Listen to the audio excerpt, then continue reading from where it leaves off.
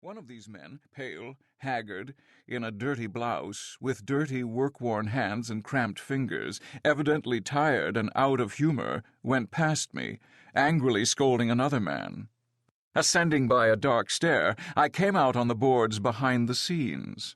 Amid various poles and rings and scattered scenery, decorations and curtains, stood and moved dozens, if not hundreds, of painted and dressed-up men in costumes fitting tight to their thighs and calves, and also women, as usual, as nearly nude as might be. These were all singers, or members of the chorus, or ballet dancers awaiting their turns. My guide led me across the stage, and by means of a bridge of boards across the orchestra, in which perhaps 100 musicians of all kinds, from kettle-drum to flute and harp, were seated, to the dark pit stalls. On an elevation, between two lamps with reflectors, and in an armchair placed before a music stand, sat the director of the musical part, baton in hand, managing the orchestra and singers, and in general the production of the whole opera.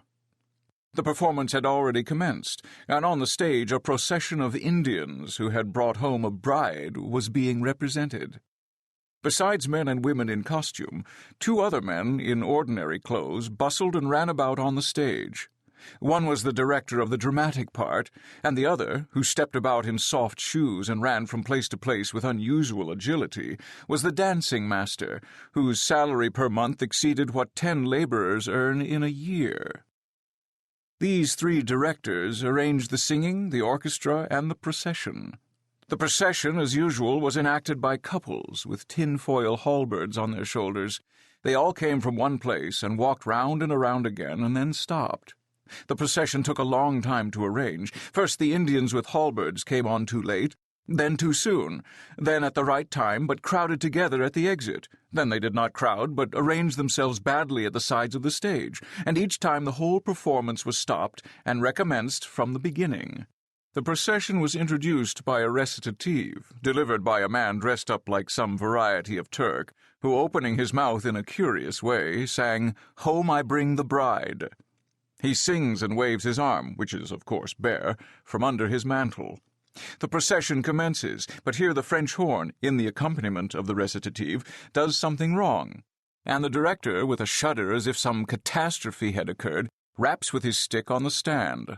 All is stopped, and the director, turning to the orchestra, attacks the French horn, scolding him in the rudest terms, as cabmen abuse each other for taking the wrong note. And again the whole thing recommences. The Indians with their halberds again come on, treading softly in their extraordinary boots. Again the singer sings, "Home I bring the bride." But here the pairs get too close together. More raps with the stick, more scolding, and a recommencement. Again, "Home I bring the bride." Again the same gesticulation with the bare arm from under the mantle, and again the couples, treading softly with halberds on their shoulders, some with sad and serious faces, some talking and smiling, arrange themselves in a circle and begin to sing. All seems to be going well, but again the stick raps, and the director, in a distressed and angry voice, begins to scold the men and women of the chorus. It appears that when singing they had omitted to raise their hands from time to time in sign of animation. "Are you all dead or what?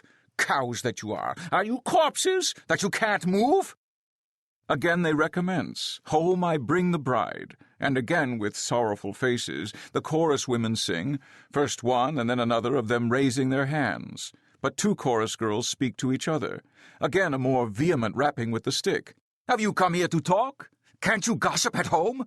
You there in red breeches, come nearer. Look towards me. Recommence."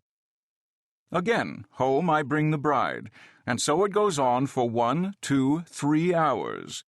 The whole of such a rehearsal lasts 6 hours on end. Raps with the stick, repetitions, placings, corrections of the singers, of the orchestra, of the procession, of the dancers, all seasoned with angry scolding. I heard the words asses, fools, idiots, swine, addressed to the musicians and singers at least 40 times in the course of 1 hour. And the unhappy individual to whom the abuse is addressed, flautist, hornblower, or singer, physically and mentally demoralized, does not reply, and does what is demanded of him. 20 times is repeated the one phrase, "Home I bring the bride," and 20 times the striding about in yellow shoes with a halberd over the shoulder. The conductor knows that these people are so demoralized.